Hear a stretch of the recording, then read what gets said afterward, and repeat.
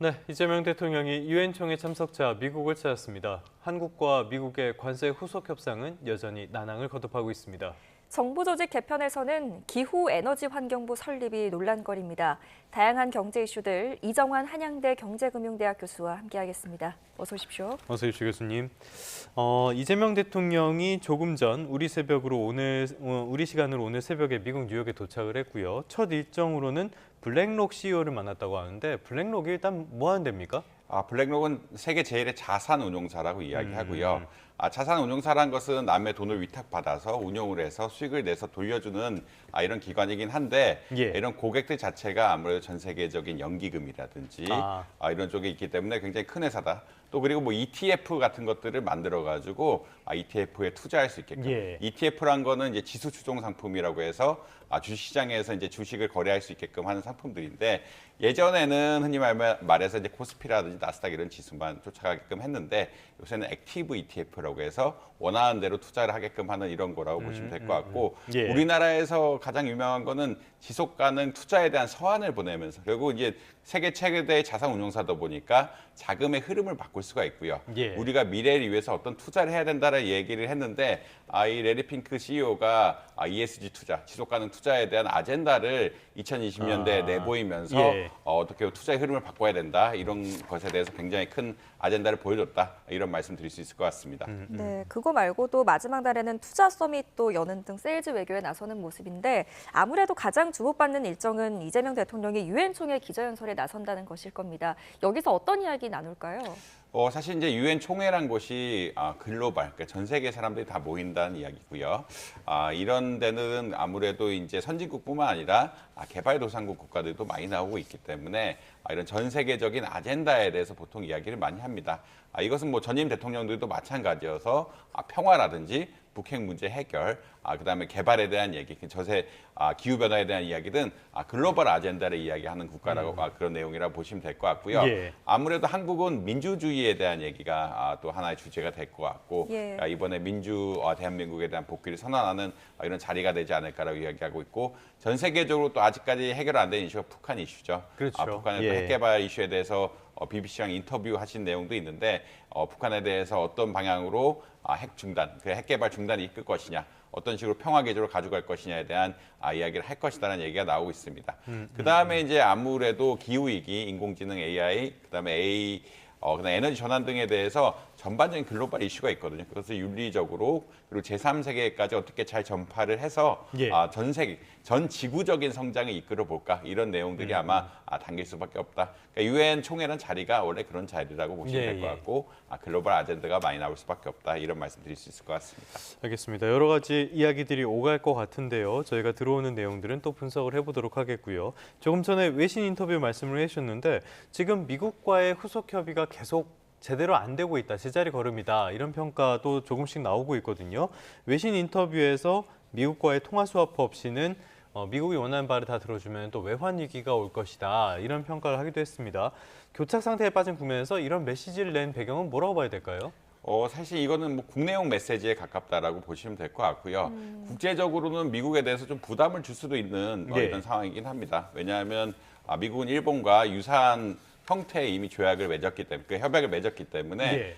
한국에 대해서 강력하게 요구하고 있는 상황들이고, 근데 한국은 이것에 대해서 좀 하기 어려운 입장들을 강조를 하면서 약간의 미국에 대한 부정적인 뉘앙스를 주는 메시지를 던진 거거든요. 그렇다는 예. 이야기는 어떤 거냐면 사실 우리나라가 이게 굉장히 사실 통상 협상이 어떻게 되냐 불확실성이 많다 이런 이야기를 하면서 어려운 이야기를 하고 있는데 뭐 국내적으로 이것을 안심시킨 얘기 이거는 우리 국익을 위해서 하는 거다라는 안심시키는 이야기라고 보시면 될 것 같고 미국 쪽에서 입장에서는 사실 조금 불편할 수도 있는 이야기다. 왜냐하면 협상이라는 것은 비밀리에 근본적으로 이루어져야 되는데 이런 것들을 공개적으로 이야기하면서 하는 것들은 좀 미국 측 입장에서 부정적인 이야기이긴 하지만 우리 국민을 안심시키고 그다음에 불확실성을 해소하는 데는 긍정적인 역할을 하는 그런 발언, 그런 논의였다라고 아마 이해하시면 될 것 같습니다. 네, 자 이런 가운데 관세 충격은 점점 더 본격화하고 있는 모습입니다. 관세청이 발표한 9월 수출입 현황을 보면 이 수출액이 9월 기준으로 역대 최대로 늘긴 했지만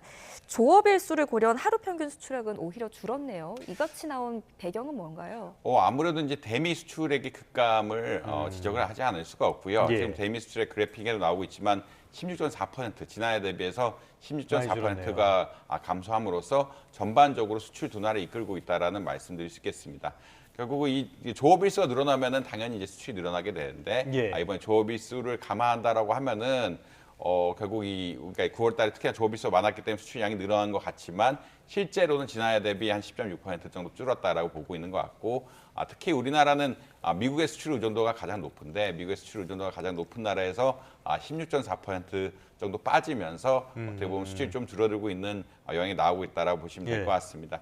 이것은 아무래도 관세 여파라고 보시면 될 것 같고요. 이제 관세 유예했던 기간이 끝나고 그리고 아직도 자동차 관세 같은 것들은 인하가 되지 않고 있기 때문에 예. 그리고 관세를 예측한 수요들이 이미 1월부터 7월, 8월까지 많이 수입이 됐기 때문에 미국 집 입장에서 많이 수입이 됐기 때문에 수출에 예. 조금 어려움이 있을 수 있다는 말씀드릴 수 있을 것 같습니다. 결국은 관세가 시작이 됐고 관세 전에 미국 기업들의 행동, 결국 미국 기업들이 쌀 때 재고를 많이 쌓아놓는 이런 행동들이 있을 거고 관세 자체가 아직 특히나 자동차 관세 같은 것들이 낮아지지 않고 있기 때문에 이 관세 효과들 같은 것들이 우리나라 대미 수출에 좀 나타나고 있다. 그래서 수출이 좀 줄어들고 있는 양상이 아닌가 이런 말씀드릴 수 있을 것 같습니다. 자동차 관세는 합의한 내용이 지켜지기까지는 상당히 좀 더 시간이 걸리지 않을까 우려되는 부분이 있고요.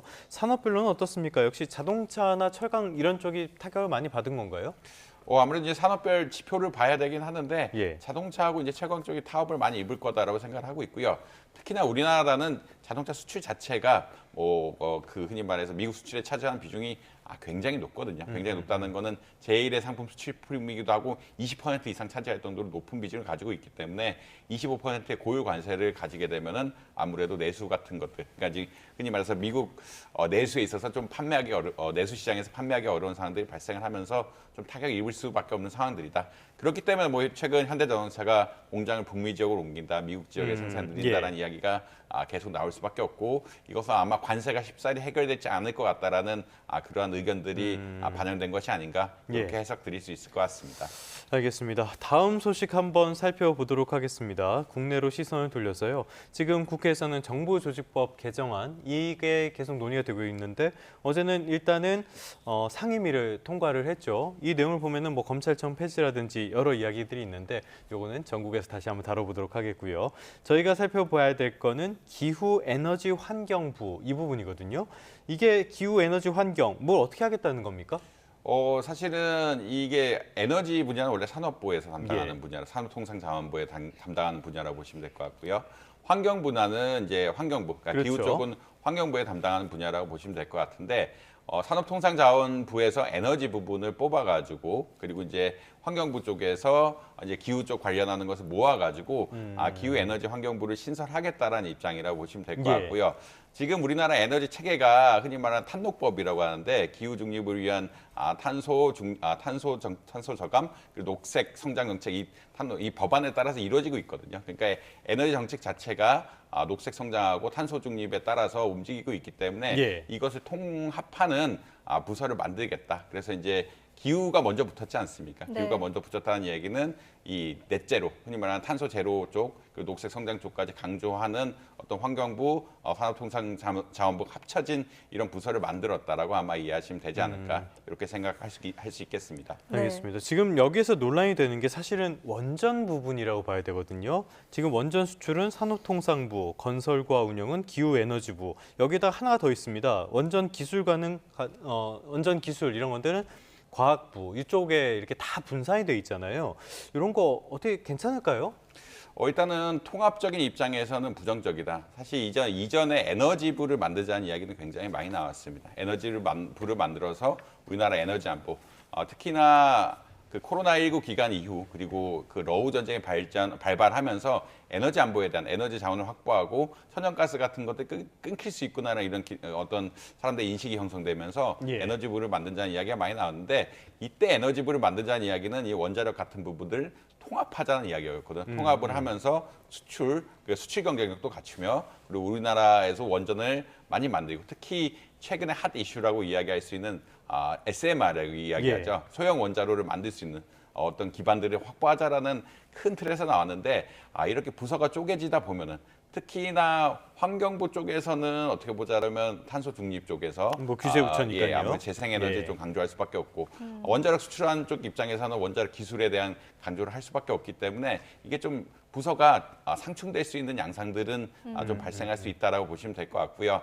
물론 이제 그러니까 지금 신생되는 기후에너지부에서 뭐 원전을 탄소 중립의 중요한 어떤 요소로 인정한다라고 하면은 이런 이슈가 발생하지 않을 텐데 특히 신재생 에너지 쪽으로 전력 발전 집중한다 이런 방향으로 나가게 되면은 아무래도 원전 수출 그리고 우리나라의 어떤 원전 건설 이런 것들에 좀 영향이 있을 수밖에 없다. 그러니까 흔히 말하는 조화로운 정책이 이루어지지 않을 가능성이 크다라는 말씀드릴 수 있겠습니다. 네. 또 하나 우려되는 점 중에 지금 기후에너지부 수장 초대 장관을 맡을 사람으로 꼽히는 부분이 지금 환경부 김성환 환경부 장관이거든요. 근데 이분이 그 현직 시절에 원전에 대해서 좀 부정적인 견해를 가져오셨던 분들이라 탈원전 시대가 다시 재현되는 게 아니냐 이런 우려가 나오는데 어떻게 보세요?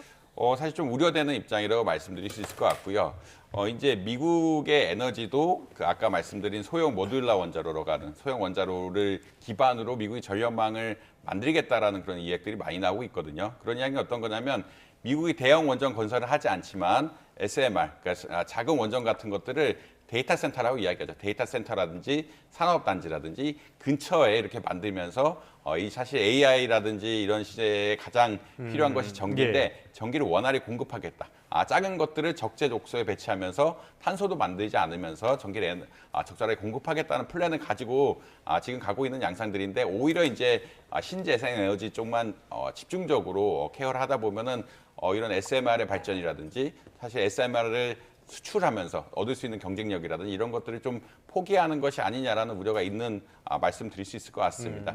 뭐 재생에너지로 가는 것들은 사실 이제 방향성 자체에 대해서 어떻게 보면은 가야 된다. 특히나 탄소 중립 차원에서 가야 된다는 이야기는 많은데 우리나라의 또 수출 경쟁력이라든지 원전 수출이 중요한 부분을 차지할 수 있고 특히 SMR 같은 분야는 미래 전력의 핵심으로 여겨질 수가 있기 때문에 이런 것까지 좀 고사되는 것이 아니냐. 미국은 진짜 큰 원전 건설은 안 하지만 이 SMR은 본인들이 만들어서 그러니까 본인 기술로 건설하겠다는 그런 입장까지 나오고 있거든요. 이것이 좀 갈등 관계가 있을 수밖에 없다. 이런 말씀 드릴 수 있을 것 같습니다. 그러다 보니까 여당 내에서도 우려의 목소리가 나오고 이게 탈원전 시즌2 아니냐 이런 목소리까지 지금 비판까지 나오고 있는 상황이거든요. 그런데 이렇게 원전을 나누는 것들, 환경과 에너지를 통합하는 시도 이런 것들은 유럽의 일부 국가가 이미 시도를 했었잖아요. 결과가 어땠습니까? 사실 이제 썩 좋지는 않았고요. 이게 재생에너지 자원의 어떤 특징에 기인한다고 한번 보시면 될 것 같습니다.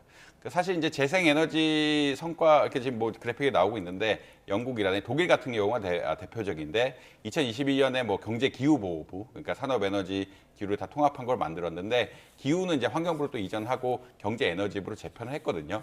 그만큼 이제 에너지 자원 확보가 뭐 기후도 중요하지만 뭐 따로 이게 개별적으로 생각해야 되는 이런 내용이라고 아마 보시면 될 것 같고요.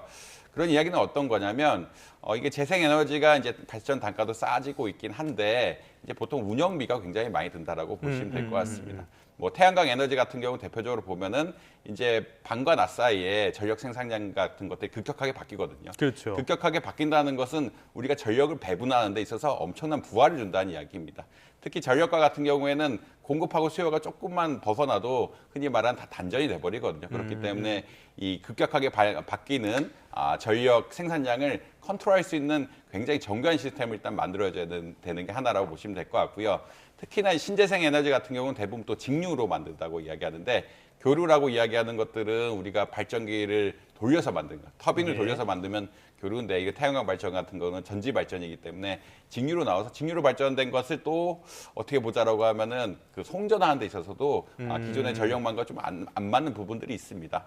이런 것들 때문에 특히 또 남는 신재생 에너지 자원 같은 것들은 또 에너지를 저장하면서 보장을 해줘야 되기 때문에 그러니까 밤에 낮에 생산된 태양열을 밤까지 쓰려고 하면 또 에너지 저장 장치 같은 것들을 비싸게 만들어줘야 되기 때문에 생산 단가 자체는 그러니까 태양광 에너지라든지 신재생 에너지 생산 단가는 굉장히 낮아지는데 이제 이런 것들 부가적으로 만들라 그러면 비에너지 생산 비용이라고 이야기하는데 이런 것들이 올라갈 수밖에 없는 형상들이기 때문에 좀 전반적으로 관리를 하면서 만든다. 우리 신재생 에너지 가는 것도 좋고 발전망을 놓는 것도 좋은데 이 비용하고 원자력에서 싸게 만들 수 있는 내용들 그리고 이 전체적인 시스템을 운영할 수 있는 어떠한 첨단, 그러니까 첨단 그리드라고 이야기하는데 첨단 그리드 시스템을 만들 비용까지 고려를 해야 된다라고 이야기하고 있거든요. 근데 이제 지나치게 태양광 쪽으로 가면은 아무래도 이 부대 비용, 흔히 말하는 전력을 만들기 위한 부대 비용 같은 것들이 많이 올라갈 거라 생각하고 있고 실제로 이제 전기료 같은 것들이 뭐 2배 이상 올라갈 것이 아니냐라는 내용들이 나오고 있다는 말씀 드릴 수 있을 것 같습니다. 네, 결국 이번 기후에너지부의 본질은 재생에너지 밀어주기인데 만약 이 재생에너지를 완전하게 기술 개발을 한다고 해도 기존의 어떤 에너지를 전부 대체할 수 있는 역량이 있습니까? 아까 그 말씀드린 것처럼 그러니까 재생에너지 좀 특징이 있다고 말씀드렸는데 이게 생산 자체가 불균질합니다. 불균질하다는 것은 어떤 이야기냐면 우리가 수요와 공급을 맞추기 위해서는 다양한 부대 시설들을 맞춰줘야 된다는 이야기고요.